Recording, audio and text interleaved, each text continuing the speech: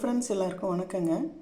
Welcome to easy சமையல் kitchen and garden. இன்றைக்கி நம்மளோட கிச்சனில் ஆட்டு மூளை வறுவல் செய்கிறது எப்படின்னு பார்க்கலாங்க. நான் வந்து இன்றைக்கி தலைக்கறி வாங்கியிருந்தேன். அந்த தலைக்கறி பெரட்டல் தான் வச்சேன். அதில் வந்து இந்த மூளை இருந்துச்சு. சரி, இந்த மூளையை வறுக்கும்போது ஒரு வீடியோ போட்டுருவோம் அப்படின்ட்டு தான் இந்த வீடியோ. இந்த ஆட்டு மூளை எப்படி வறுக்கிறதுன்னு பார்க்கலாங்க. இந்த மூளை வறுக்கிறதுக்கு முதல்ல வந்து இந்த மூளையை நம்ம கழுவிக்கலாம் தண்ணியில். பாருங்கள், இப்போ நம்ம இந்த மூளை இந்த மாதிரி தண்ணியில் கழுவிக்கலாம். சும்மா நம்ம இந்த பச்சை தண்ணியில் டேப் வாட்டர்லேயே கழுவலாங்க. சுடு தண்ணியிலாம் போட வேண்டியதில்லை. இதை பாருங்கள், இந்த மாதிரி நல்லா கழுவிட்டு இந்த தண்ணியெல்லாம் நல்லா வடிஞ்சதுக்கப்புறம் இதை அப்படியே துண்டு துண்டாக கட் பண்ணிக்கலாம்.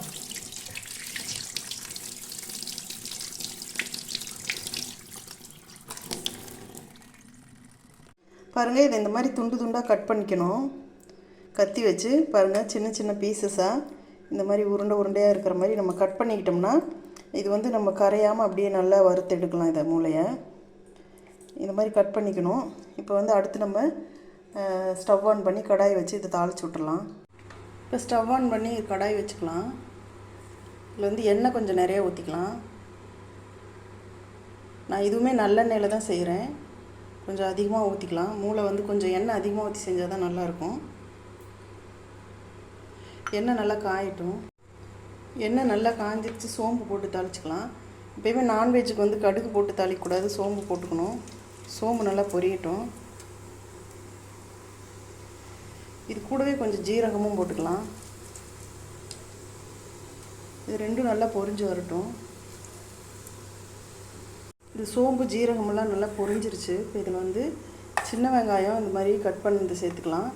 கூட ஒரே ஒரு பச்சை மிளகாய் இந்த மாதிரி கட் பண்ணி சேர்த்துக்கலாம்.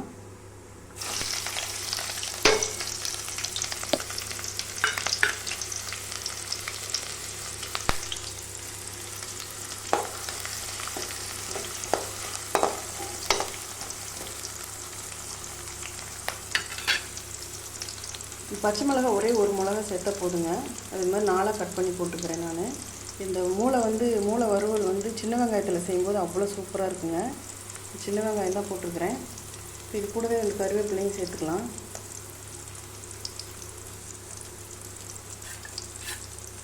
நல்லா வதக்கிக்கலாம். இதை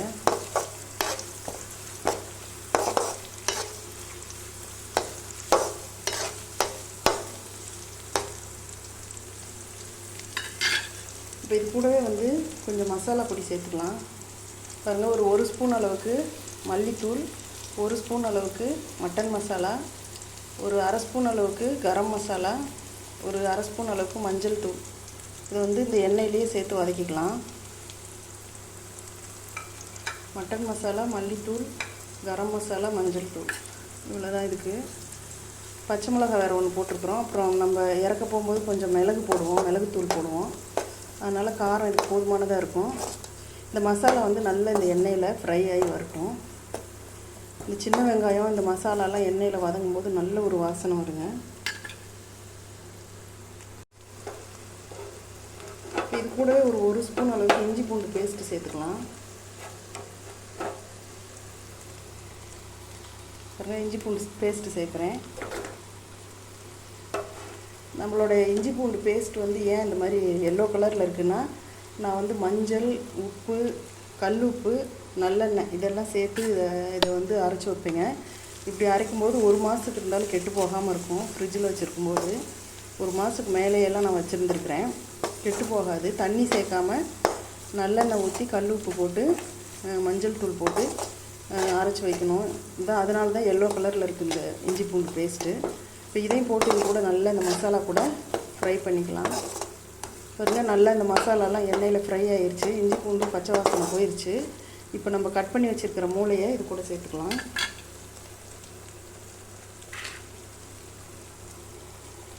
பாருங்கள், இதை இதில் சேர்த்துடலாம்.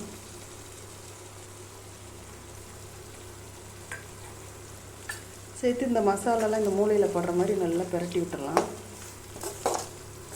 இது நல்லா இந்த எண்ணெயிலேயே வேகணுங்க.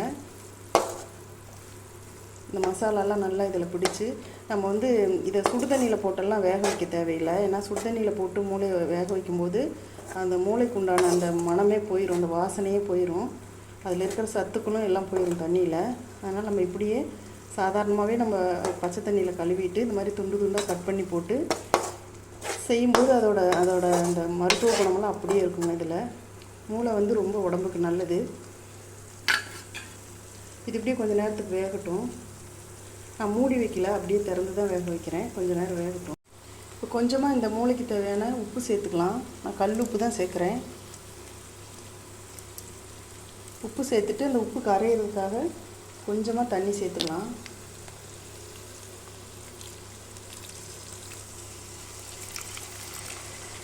போதும், இந்த தண்ணி மட்டும் வத்துற வரைக்கும் வெந்து வந்துச்சுன்னா போதும். இப்போ நல்லா கலந்து விட்டுறலாம்.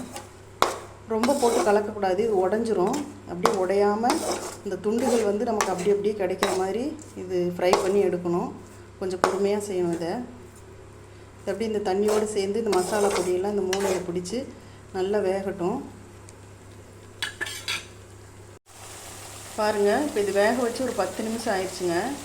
எப்படி தகன்னு வெந்துக்கிட்டு இருக்கு பார்த்தீங்களா?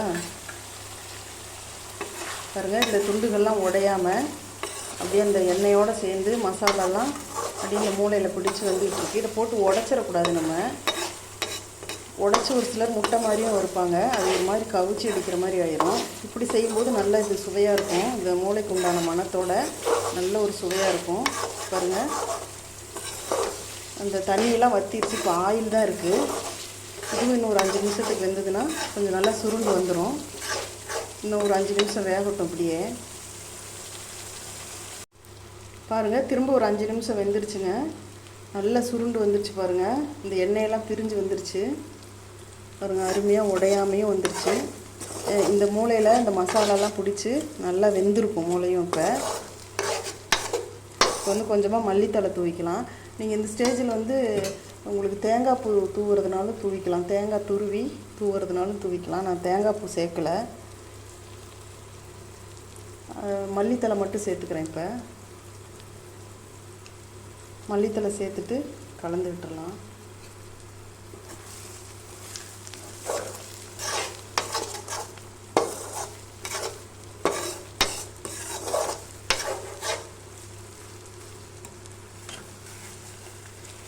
பாருங்கள், அந்த இதெல்லாம் உடையில பாருங்கள், உடையாமல் அந்த நம்ம கட் பண்ணி போட்ட அந்த மூளை அப்படியே உருண்டு நல்லா திரண்டு மசாலாவோட வெந்து வந்திருக்கு பாருங்கள்.